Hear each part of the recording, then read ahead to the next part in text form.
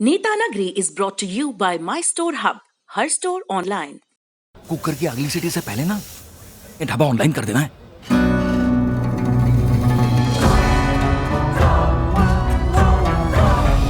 हम हो गए ऑनलाइन। आ गया है माई स्टोर ऐप। ये किसी भी स्टोर को ऑनलाइन करे सिर्फ 15 सेकंड में। माई स्टोर, अब हर स्टोर ऑनलाइन। अगर आपको पता चले नेता नगरी में अब समय है बिहार के विषयों पर मंत्रणा का, और इस मंत्रणा में हमारे मार्गदर्शन के लिए मौजूद हैं इंडियन एक्सप्रेस अखबार से जुड़े असिस्टेंट एडिटर और एक बहुत ही ज़रूरी किताब के लेखक। मतलब किताबें तो उन्होंने 2 लिखी हैं और तीसरी भी आने वाली है। आजकल वो साल की एक निपटा रहे हैं, लेकिन फिलहाल जो किताब आई है वितस्ता पब्लिकेशन से, जेपी टू बीजेपी, बिहार के कंटेक्स्ट में किताब। इस किताब के ऑथर संतोष सिंह, बहुत बहुत स्वागत है आपका। Thank you. वितस्ता और सेज दोनों बोलिए, सेज वितस्ता। जी। मैंने ये देखा है कि पिछले 1 दशक में ऑथर अपनी किताब की मार्केटिंग को लेकर इतना सजग हुए हैं कि अब उनको पब्लिकेशंस के मार्केटिंग विभाग करनी, वो खुद बहुत अटेंटिव रहते हैं। अरे ये क्यों नहीं बोला, दाम भी बताइए।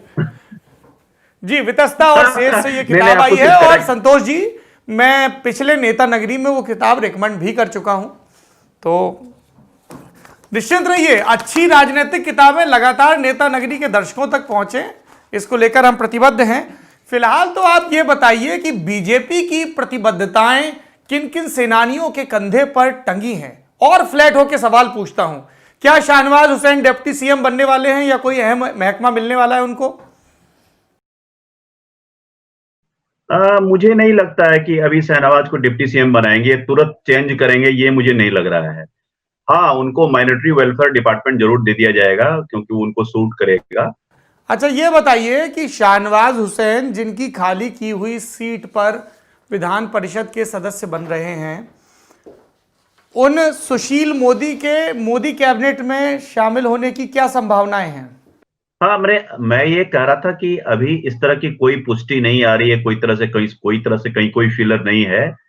अब ऑफ कोर्स सुशील मोदी दिल्ली जा रहे हैं, आ रहे हैं, अपना काम कर रहे हैं, बिहार की राजनीति पर भी अपना ट्वीट कर रहे हैं, लेकिन अभी तक कोई मतलब रिस्पॉन्सिबिलिटी के साथ, मैंने कोई कंक्लूजन के साथ मैं नहीं कह सकता हूं कि वो बनेंगे, लेकिन हो सकता है कि संगठन में भी उनको जिम्मेदारी मिले। तो अभी तक मुझे कोई पुष्ट खबर नहीं है कि वो मंत्रिमंडल में उनको मिल सकता है। अच्छा, एज ऑफ नाउ। जी, तीसरा सवाल मेरा यह है कि नीतीश सरकार इतनी गुस्से में क्यों नजर आ रही है? पत्रकार कुछ सवाल पूछते हैं तो सुशासन बाबू उखड़ जाते हैं। नया सर्कुलर आया है कि कोई सरकार की आलोचना करेगा तो मुकदमेबाजी होगी।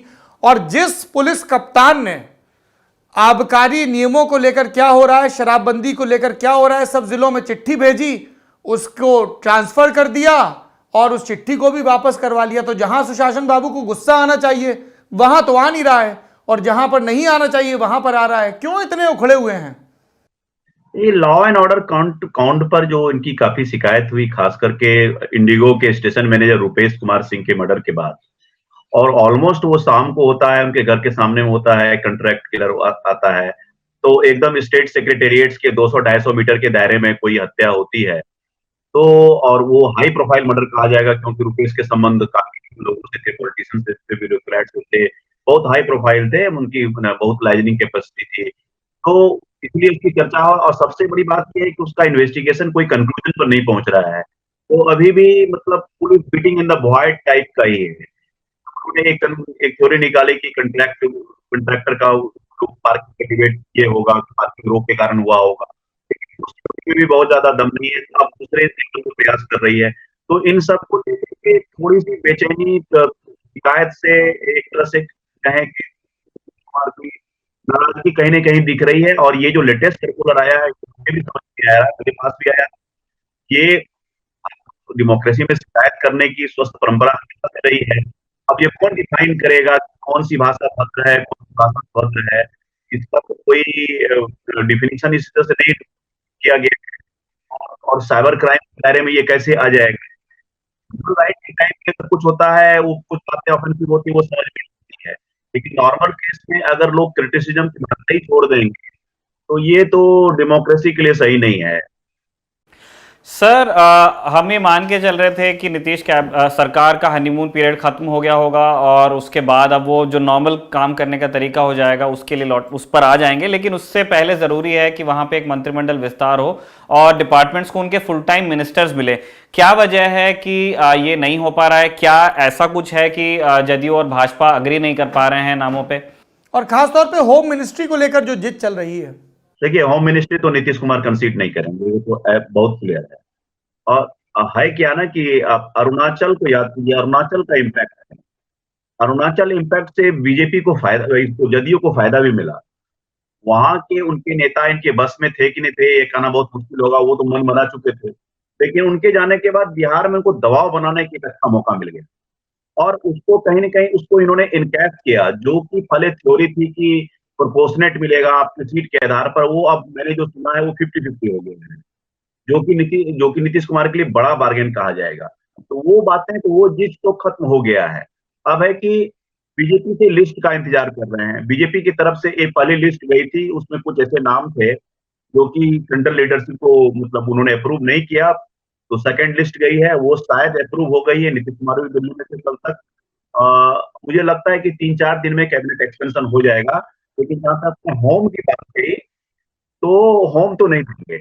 और नीतीश कुमार ने बहुत मार्केबल बात कही थी कि पहली बार ऐसा हुआ है कि एक्सपेंशन में होता क्या था कि ये लिस्ट भेजते थे, बीजेपी लिस्ट भेज देती थी और करते थे। इस बार स्थिति उलट हो गई है, बीजेपी डिक्टेट कर रही है, बीजेपी डिले कर रही है। तो कहीं वो उनका जो ज्यादा पोजीशन है, स्ट्रेंथ है, तो वो अपने आप को तो फैक्टफुली असर्ट कर रहे हैं। तो ये अभी चलेगा। ये तो ईयर ऑफ पोस्टरिंग है 2021, ईयर ऑफ एक्शन तो 2022। एक संतोष जी, आखिरी सवाल पर आपकी टिप्पणी चाहूंगा। तेजस्वी यादव इस पूरे पॉलिटिकल उसमें आपको कहां नजर आ रहे हैं? तेजस्वी का देखिए सी सॉ है। उन्होंने एक नई कंस्टिट्यूंसी क्रिएट की, इसमें माइग्रेंट हैं, वर्कर हैं, यूथ हैं, बेरोजगार युवक हैं, जिसको कि आपने देखा कि ही वाज बस kissing distance from power, almost there. लेकिन अब क्या है कि can he hold on to that constituency, that is the big question. उनका जो बीच में जो वैनिसिंग एक्ट हो जाता है, चले जाते हैं बाहर, अचानक शांत हो जाते हैं, फिर ट्विटर पे एक्टिव होते हैं। अभी तो 3-4 दिन से फिर से फील्ड में एक्टिव हो गए हैं। तो he has to be consistent. जैसे आज जैसे सर्कुलर आया, तुरंत शिकायत की। ये बताइए, ये बताइए, एक और खबर आ रही तो थी पटना से, ये मुकेश सहनी क्यों नाराज थे और फिर अमित शाह ने फोन किया तो मान गए? क्या चल रहा था अंदर खाने? देखिए, अंदर खाने में ये चल रहा था कि मुकेश सहनी वाली जो सीट है, विनोद नारायण झा वाली सीट थी, जो एमएलए बन गए, उसमें 1.5 साल बचा हुआ है। तो इनको कहीं ना कहीं डर था कि 1.5 साल के बाद हमको रिपीट करेंगे नहीं करेंगे। तो इनको कहा गया, भाई आप बन के तो बनो तो सही, एमएलसी बन जाओ, उसके बाद खाली होगी तो तुम ही बनोगे। तो ये इनको लग रहा है कि कहीं मेरे साथ गेम तो नहीं हो रहा है कि भाई 1.5 साल के लिए दे दिया फिर, क्योंकि सुशील मोदी वाला शाहनवाज को मिला जो कि लंबा टर्म है। हाँ, तो उनका जो टाइम फ्रेम जो था ना 1.5 साल का, वही एक जिज था। उसे वो फोन जब आ गया तो फिर नाराजगी दूर हो गई। दूसरी चीज है कि और भाजपा बीजेपी अभी मुकेश नहीं सहनी लगता को कोई क्यों रिस्क कमजोर लेगी। करेगी, क्योंकि मुकेश सहनी को जो फाइनल पॉलिटिकल वैलिडिटी है तो वो बीजेपी के साथ आने से ही मिली है। वो जब यूपीए के साथ थे तब तो उनकी क्या स्थिति थी? ऑफ कोर्स, एकदम इनको नाराज करने की कोई वजह नहीं है। एबीसी के एक नेता के रूप में प्रोजेक्ट कर रहे हैं। और एक बात मत भूलिए कि उनके जो 4 में से 3 एमएलए हैं वो बीजेपी खेमे के ही हैं। तो वो मुकेश सहनी भी ज्यादा कुछ नहीं कर सकते हैं। उनके हाथ भी बंधे हुए हैं।